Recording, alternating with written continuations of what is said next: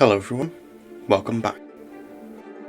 Last time we were introduced to everyone's favourite gremlin siren, Purifier, as well as the Crown Singularity, something we've yet to fully explore even to this day in Winter's Crown. Today we continue to ink-stain Steel Sakura, which begins the internal conflict within the Sakura Empire, taking place shortly after Fallen Wings, simultaneously with Skybound Oratorio and just before Winter's Crown. So, let's begin. In the Sakura Islands, before the conflict, Nagato prepares for her duties as Shrine Maiden. Her sister Mutsu helps her prepare before she steadies herself and steps out before the sacred Sakura and a crowd of her adoring people. Before them she introduces herself and begins to offer up a prayer to the gods for their continued prosperity. The sacred Sakura begins to glow in response to her prayers, and the people begin hailing her, causing it to react further. Following her prayers, she returns to the shrine. Time has passed, and now the Azur Crimson Axis War rages. The 5th Carrier Division sails for the sacred Sakura, aided by Mikasa and Ayanami. The two reminisce over the time they spent training there, before slowing down out of consideration for Mikasa. As they make idle talk, they are attacked by sirens. Ayanami identifies their bearing and distance, and the fleet moves in to mop them up. After dealing with a few sirens, they reconvene, and Zui asks for clarification on why they're here. Sho states that since the outbreak of the war, the sacred Sakura has begun withering, and they're here to investigate. Mikasa chimes in that this is also a rescue mission. They're here to save Nagato. Meanwhile, the Foxes watch. Akagi is frustrated by their resilience, but isn't too worried. Nagato is but a single battleship. She was powerless to stop their warmongering then, and has since been blaming herself. Akagi states that the people's faith in Nagato and her sacrifice is all part of their plan. All they can do now is wait until the one who opposes the sirens and alters the course of fate will appear. In the past, Nagato meets with the 1st Carrier Division. They are trying to convince her that the incoming conflict is inevitable. Nagato is hesitant. If war breaks out, much blood will be shed.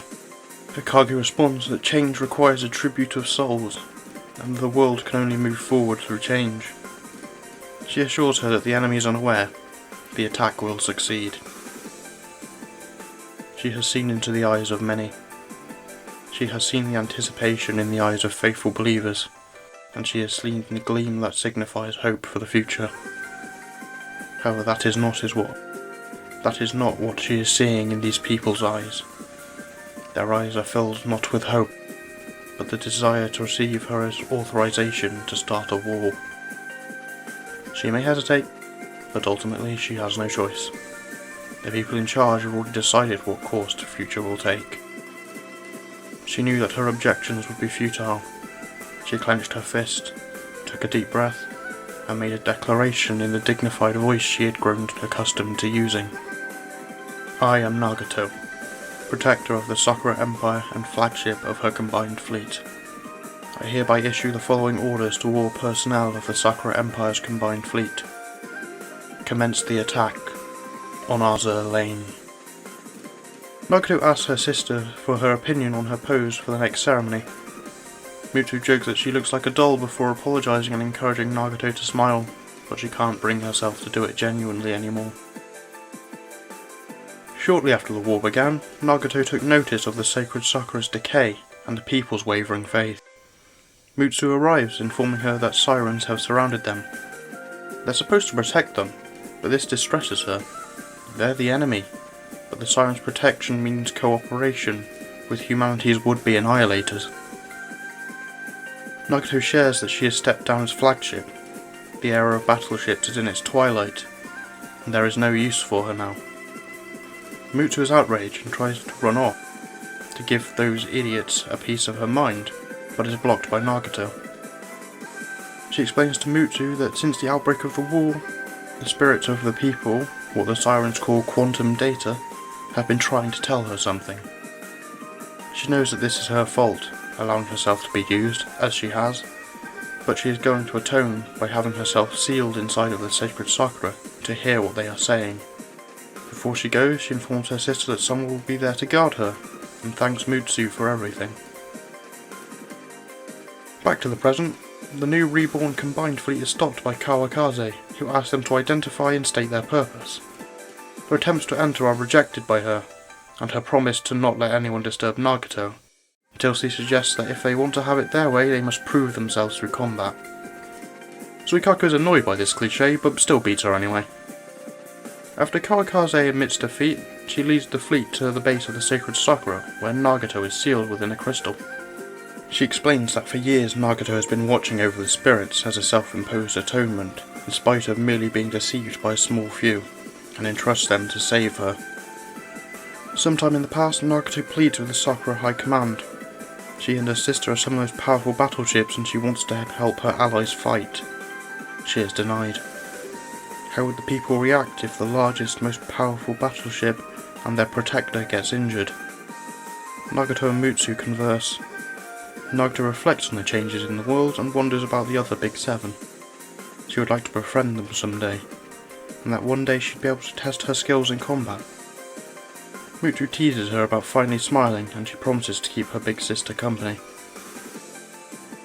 Once again in the present, the fleet contemplates on how to wake Nagato. Ayanami detects another siren fleet moving in to surround them, and Zoe tries to knock on the crystal. Her attempt are cut short by Mutsu, who is recognised by Suikaku, and that catches her off guard.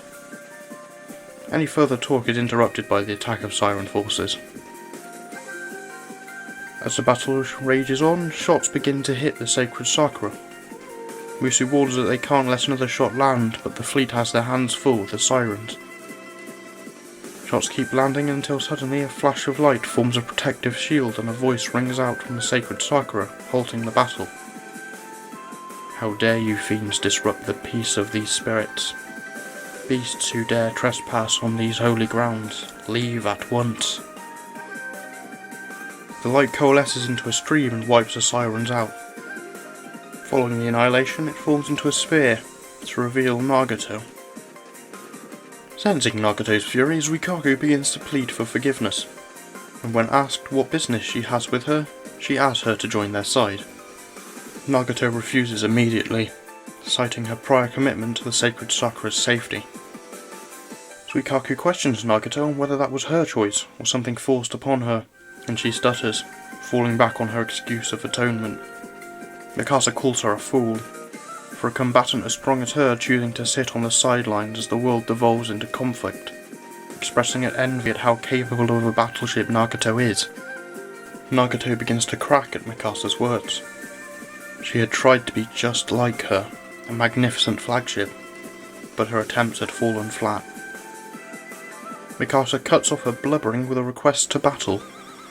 Just one look at Nagato's rigging tells Mikasa that she has never fired her guns, not in anger, nor in training. She can't stand to see her like this. The battleship should know the scent of the sea and cannon fire, not trees and rusting hulls. Nagato had lived a life of dignity, but dignity alone will not make her people admire her. As a being created by humans, she desires connection, just like them, and wishes for a new life. As someone who can smile before her people, and have them believe in her wholeheartedly. She and Mutsu engage Mikasa. They are defeated by Mikasa's hand, who remarks that despite her age, she's still got it, and asks Nagato if she enjoyed herself. She did. It was a valuable learning experience, but she still has much more to learn, both about fighting and herself. There is no doubt that she allowed herself to be manipulated into starting a war, but she will not run away anymore. Within the tree, she learned of a diversion point somewhere within the timeline. She wishes to find it. The moment is ruined by Purifier, but she's not here to fight or antagonize, but rather give a hint. When the winter's crown is donned, when the Steel Sakura blooms, the soul's transmigration will begin, and start the final prelude. Despite this, Nagato is displeased with her intervention and blasts her away. Nagato is victorious and finally agrees to join the reborn combined fleet. In spite of this, however, something Purifier said has her concerned. She mentioned soul transmigration, And while the sacred Sakura is said to offer peace and salvation to the souls of the deceased, they appear to be gathering in a far-off place instead. She doesn't know who or what is behind this, but what she does know is that somewhere, some force is trying to enact a great change. Elsewhere, Akagi celebrates the completion of a new power. With it, she believes she can crush all that stands in her way, like the Sirens or the Grey Ghost. Kaga remarks that she did not think it was possible to obtain this much power. As Akagi leaves to plan for the final battle in their new world order, Kaga can't help but ask aloud, if you were in this situation beyond all expectations, what would you do? And with that, another key player has made her debut, Nagato. He's going to be a pretty big deal in the Sakura side of the story, leading the good sub-faction within the Sakura Empire's internal politics. We also see the setup of the withering sacred Sakura and Purify's cryptic hint. The first of those has been followed up on only recently, not too sure about the second one. Reading these early Sakura events kinda makes me feel bad about how Kaga is written nowadays. Back then she was shown to have a bit of a conscience, following Amagi's request to look after her sister, and not fully on board with Akagi's twisted actions. She was more like Akagi's right-hand lackey these days, but that's a discussion for a few episodes' time when we get to Crimson Echoes. But before that though, is Iris of the Light and Dark, which we'll be covering next time. See you guys then.